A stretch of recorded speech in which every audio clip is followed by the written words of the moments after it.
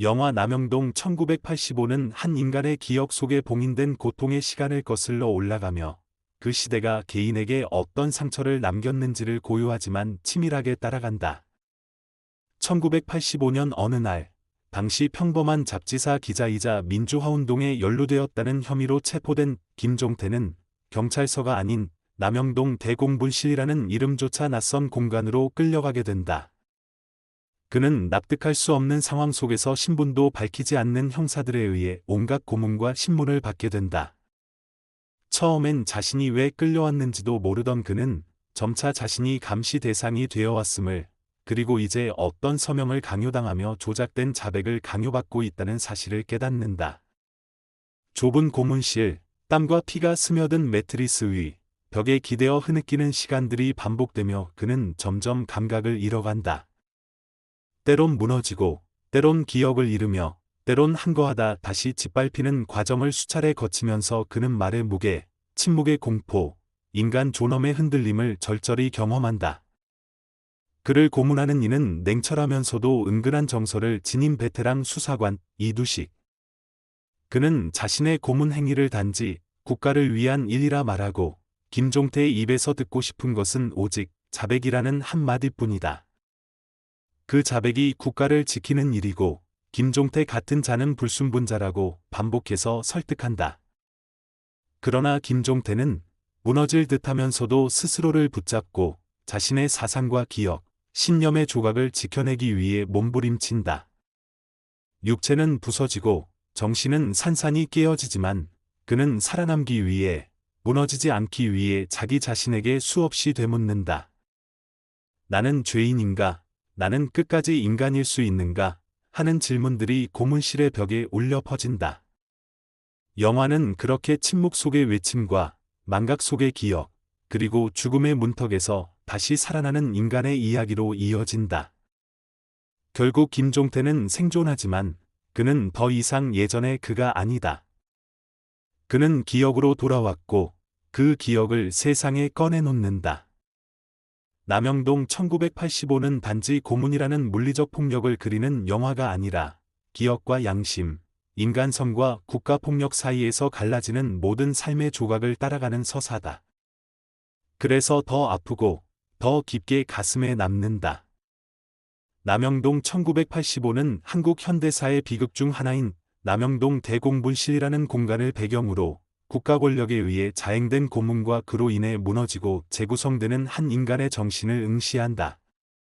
이 영화가 전하는 고통은 단지 과거의 사건으로 끝나는 것이 아니라 지금도 우리 안에 남아있는 침묵과 외면, 그리고 기억에 대한 윤리적 질문으로 이어진다. 정지영 감독은 이 작품을 통해 물리적 폭력을 묘사하는 데서 멈추지 않고 그 폭력을 둘러싼 구조와 이데올로기, 그리고 그것을 견디는 개인의 내면을 끝까지 파고든다. 영화는 관객에게 그날, 그 공간에서 무슨 일이 있었는가를 묻는 것이 아니라 그날 이후 우리는 무엇을 기억하며 살아가야 하는가를 묻는다. 김종태라는 인물은 단지 한 명의 피해자가 아니다. 그는 그 시대에 살았던 수많은 지식인, 기자, 학생, 노동자의 표상이며 침묵과 저항 사이에서 갈등했던 한 인간의 집약된 형상이다.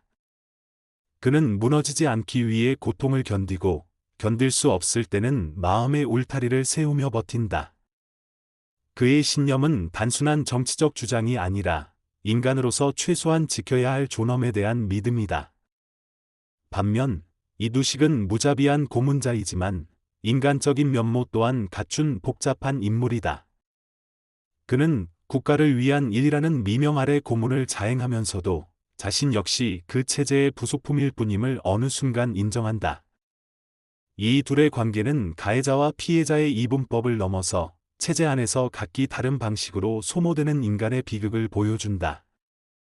이 지점에서 영화는 단순한 고발이 아니라 인간과 시스템의 관계를 묻는 철학적 사유의 영화로 확장된다.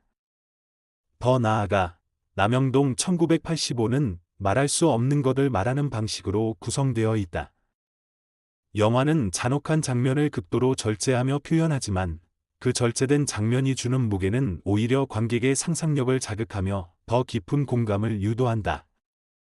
정적 속에 울리는 숨소리, 벽을 긁는 손톱 소리, 사각사각 적는 고문 조서의 소리는 어떤 대사보다 더 큰 폭력성을 지닌다.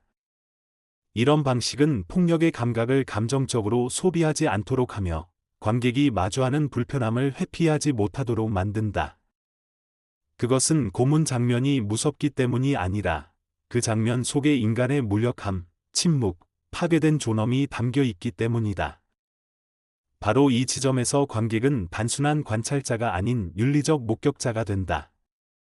이 영화는 또한 기억의 정치성과도 맞닿아 있다. 우리는 종종 과거는 지나간 일이라 말하며 고통의 기억을 망각하는 편안함을 택하려 한다. 그러나 남영동 1985는 그 망각이야말로 또 다른 폭력임을 지적한다. 김종태는 살아남았지만 그는 기억으로 인해 다시 살아야 한다. 그 기억은 단지 개인의 트라우마가 아니라 시대가 공동으로 짊어져야 할 윤리적 채무다. 영화는 말한다. 기억하지 않는 사회는 다시 그 고통을 반복하게 될 것이다. 그런 점에서 남영동 1985는 단지 한 명의 이야기가 아니라 이 사회 전체에 대한 경고이자 자문이다. 우리는 얼마나 많은 고통을 보았고 얼마나 많은 진실 앞에서 침묵했는가. 그리고 지금은 얼마나 많은 것들을 잊고 살아가는가. 영화는 마지막 장면에서 김종태의 침묵 속 얼굴을 길게 보여준다. 그 얼굴은 아무 말도 하지 않지만 그 안에는 수없이 많은 말들이 담겨 있다. 나는 살아남았다. 그러나 살아남은 자로서 말해야 한다. 그 말은 영화를 본 관객에게도 그대로 전달된다. 우리는 그 말 앞에서 침묵할 수 없다. 남영동 1985는 그래서 단지 한 편의 정치 영화가 아닌 인간 존재와 기억, 윤리와 용기에 대한 묵직한 시선의 연작이다. 그날 남영동에서 있었던 일은 바로 지금 우리가 무엇을 외면하고 있는가를 되묻는 현재의 이야기이기 때문이다. 침묵의 유산, 세대를 넘어 이어지는 상흔. 남영동이라는 공간은 단순히 물리적 장소가 아닌 국가 폭력과 집단 기억이 축적된 상징입니다. 이 공간을 체험한 자는 한 개인의 육체가 아니라 공동체의 기억을 짊어진 증언자로 다시 태어납니다. 영화는 이 공간의 기억이 세대 간에 어떻게 침묵이라는 이름으로 전승되는지를 보여주며 관객에게 지금 우리가 살아가는 체제 속 침묵 또한 그 연장선상에 있음을 느끼게 합니다. 고문자와 피고문자 사이의 인간적 긴장.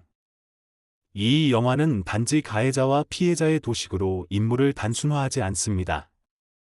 고문자 이두식은 무감정한 괴물이 아닌 체제에 철저히 길들여진, 그러나 그 안에서 인간성과 사유의 경계를 어정쩡하게 맴도는 인물로 그려집니다. 그와 김종태 사이에는 폭력과 저항이라는 구조적 대립을 넘어 한 인간이 다른 인간의 신념을 무너뜨리려 할 때 어떤 심리적 줄다리기가 벌어지는지를 조명합니다. 이런 묘사는 단순한 비난을 넘어서 시스템 속의 인간이라는 본질적인 질문을 제기합니다. 윤리적 책임의 문제. 김종태는 말하지 않는 것이 옳은가, 살아남기 위해 말하는 것이 옳은가를 끊임없이 고민합니다. 그는 고문을 견디는 동안 단지 침묵하거나 저항하는 것이 아니라 자기 자신에 대한 윤리적 검토를 멈추지 않습니다. 이 영화는 이처럼 고통받는 자의 도덕성을 강조하며 관객 또한 같은 질문 앞에 세웁니다. 당신이라면 어떻게 했겠습니까? 이 질문은 영화가 끝나도 마음속에 남습니다. 기억과 재현의 윤리.